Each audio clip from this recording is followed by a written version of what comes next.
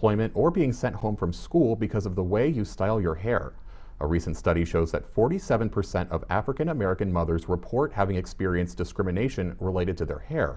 7 News reporter Ashley Kaiser has details on how hair discrimination can impact one's ability to succeed and what cities are doing to put a stop to it. In schools and workplaces, there are often grooming policies that prohibit natural hairstyles.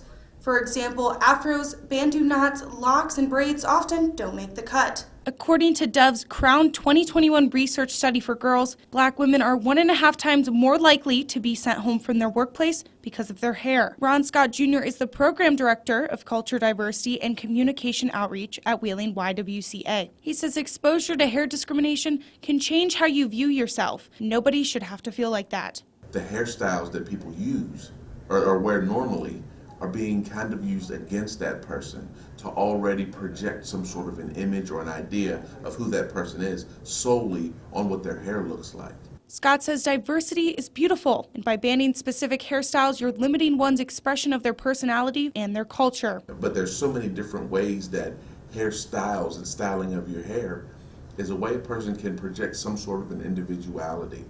And to regulate all that kind of makes people get the notion that if you aren't lined up with what the status quo is visually, then you won't succeed in this society. Creating a respectful and open world for natural hair, known as the Crown Act, is a law in many states and cities that prohibits race-based hair discrimination. First signing of the Crown Act into law was in California in 2019. Now cities nearby that enforce the Crown Act include Pittsburgh, Beckley, Charleston, and Morgantown. And we have to change the narrative that professionalism is the high and tight haircut thing, because it isn't that anymore. It could be dreadlocks, braids, Nubian knots, natural hair. Like a lot of Black women especially are beginning to get into the habit of wearing their hair naturally, which means they don't want any the relaxers in their hair to make it look more straight or European in a sense. They just want to wear their hair the way it would naturally be worn.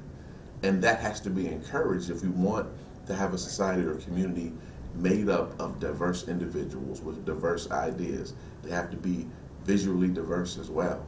He says natural hair and protective styles should be worn without fear, and he hopes this law helps encourage the end of race-based hair discrimination. Reporting for 7 News, I'm Ashley Kaiser, working for you. Ashley, thanks. To learn more about the Crown Act and help fight against race-based hair discrimination, you can head to our website, that's WTRF.com.